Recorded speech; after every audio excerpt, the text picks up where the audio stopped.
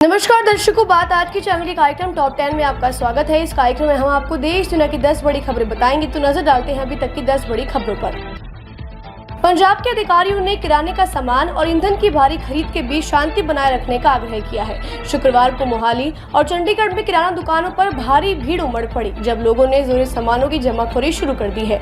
इसे देखते हुए चंडीगढ़ प्रशासन ने भारतीय नागरिक सुरक्षा संहिता 2023 की धारा 163 और आवश्यक वस्तु अधिनियम में 1955 के तहत जमाखोरी व अवैध भंडारण पर रोक लगा दी है।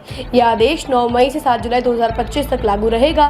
वहीं प्रशासन ने लोगों से और व्यापारियों से अनुरोध किया है कि आवश्यक वस्तुओं की कोई कमी नहीं है और घबराकर कोई जमाखोरी ना करें। आरजेडी सांसद मीसा भारती ने कहा, हमारे परिवार के लिए कोई भी मामला नया नहीं है।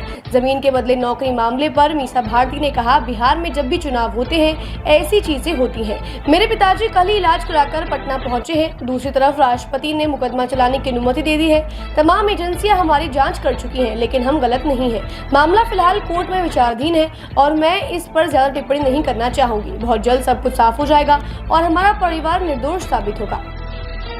भारत ने पाकिस्तान द्वारा की गए सभी ड्रोन हमलों को विफल कर दिया है। पाकिस्तान द्वारा भारत पर लगभग 200 से अधिक ड्रोन अटैक किए जा चुके हैं, लेकिन एक भी ड्रोन का हमला सफल नहीं रहा और भारत की सेना ने सभी ड्रोनों को हवा में ही मार गिराया है। भारत ने पाकिस्तान के 4 एयरबेस स्टेशनों को नेस्तनाबूद कर दिया है। वहीं पंजाब के फिरोजपुर में एक ही परिवार के कुछ सदस्य रात के अंधेरे में किए गए हमलों में घायल हो गए।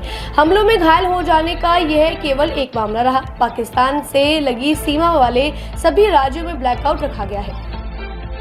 रूस ने सोवियत संघ के महान देशभक्तिपूर्ण युद्ध की जीत की 80वीं वर्षगांठ मनाने के लिए मॉस्को के रेड स्क्वायर पर एक भव्य समारोह का आयोजन किया। राष्ट्रपति शी जिनपिंग और 20 से अधिक देशों व अंतर्राष्ट्रीय संगठनों के नेताओं ने इस समारोह में भाग लिया।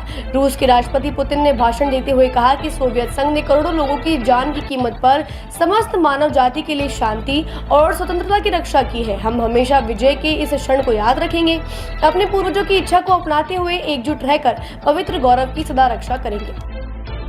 भारतीय सेना के ऑपरेशन सिंदूर के तहत पाकिस्तान के आतंकी ठिकानों पर की गई निर्णायक और साहसिक कार्यवाही के समर्थन में सेना का मनोबल बढ़ाने के उद्देश्य से झारखंड प्रदेश कांग्रेस की ओर से शुक्रवार को रांची में तिरंगा यात्रा निकाली गई। रैली में झारखंड सरकार के मंत्री इरफान अंसारी एवं दीपिका पांडे सिंह, पूर्व केंद्रीय मंत्री सुबोध कांत सहाय एवं बड़ी संख्या में कांग्रेसी नेता कार्यकर्ता शामिल रहे। यह यात्रा शुद्धानंद रोड स्थित प्रदेश कांग्रेस मुख्यालय से अल्बर्ट एक्का चौक तक निकाली गई। इस यात्रा का तो झारखंड प्रदेश कांग्रेस अध्यक्ष केशव महतो कमलेश ने किया। भारत पाकिस्तान संघर्ष को लेकर ट्रंप ने शीघ्र तनाव कम करने का आग्रह किया है। एक प्रेस ब्रीफिंग के दौरान व्हाइट हाउस की प्रेस सचिव कैरोलिन लेविट ने कहा कि राष्ट्रपति ने यह स्पष्ट कर दिया है कि वो भारत और पाक के बीच तनाव को जितना जल्दी हो सके कम होता देखना चाहते हैं। उन्होंने कहा कि भारत और पाकिस्तान के बीच लंबे समय से चल रहा संघर्ष राष्ट्रपति ट्रंप के पदभार संभालने से बहुत पहले से चलता आ रहा है। उन्होंने टिप्पणी भारत और पाक के बीच चल रहे संघर्ष में मध्यस्थता या प्रभाव डालने के अमेरिकी प्रयासों के बारे में पूछे गए एक सवाल के जवाब में की है। उन्होंने कहा, रूबियो दोनों देशों के नेताओं के साथ लगातार संपर्क में है।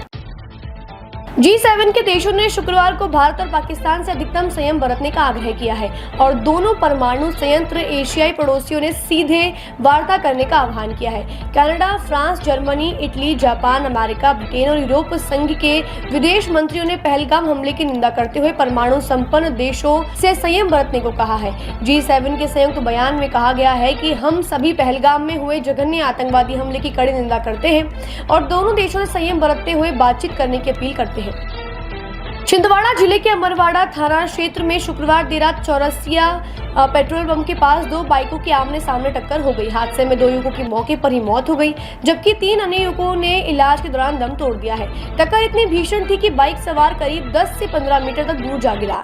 हादसे की सूचना मिलते ही मृतकों के परिजन अस्पताल पहुंचे और इलाज में लापरवाही का आरोप लगाते हुए जमकर हंगामा किया। उनका आरोप था कि डॉक्टरों ने समय पर इलाज नहीं किया, जिससे युवकों की जान नहीं बचा सकी। भारत और पाकिस्तान के बीच बढ़ते तनाव का सीधा असर हवाई यात्रा पर पड़ रहा है। पाकिस्तान की ओर से लगातार किए जा रहे हवाई हमलों के कारण बॉर्डर एरिया समेत कई अन्य हवाई अड्डों से उड़ानें रद्द कर दी गई हैं। नागरिक उड्डयन नियमांक के अनुसार श्रीनगर और अमृतसर सहित देश के उत्तरी और पश्चिमी हिस्सों में 32 हवाई अड्डों को 15 मई तक नागरिक उड़ान संचालन के लिए बंद कर दिया गया है। आज सुबह शनिवार को घोषित यह निर्णय भारत और पाक के बीच सैन्य संघर्ष के मद्देनजर लिया गया है। भारत और पाक के बीच बढ़ते तनाव के मद्देनजर कई राज्यों में सख्त एहतियाती कदम उठाने की घोषणा की गई है। सुरक्षा प्रोटोकॉल को बढ़ाते हुए 15 मई तक सभी सार्वजनिक और निजी कार्यक्रम में ड्रोन और पटाखों के इस्तेमाल पर गुजरात सरकार ने पूरी तरह प्रतिबंध लगा दिया है। सरकार ने स्पष्ट किया है कि मई के मध्य तक किसी भी समारोह या समारोह के दौरान ड्रोन के इस्तेमाल या पटाखे फोड़ने की अनुमति नहीं दी जाएगी। राजस्थान सरकार और मध्य प्रदेश सरकार ने भी अधिकतर जिलों में 15 मई तक किसी भी तरह के ड्रोन उड़ाने पर पाबंदी लगा दी है। टॉप 10 में आज के लिए बस इतना ही। कल फिर नई खबरों के साथ हम होंगे आपसे रूबरू। तब तक के लिए लीजिए इजाजत। नमस्कार।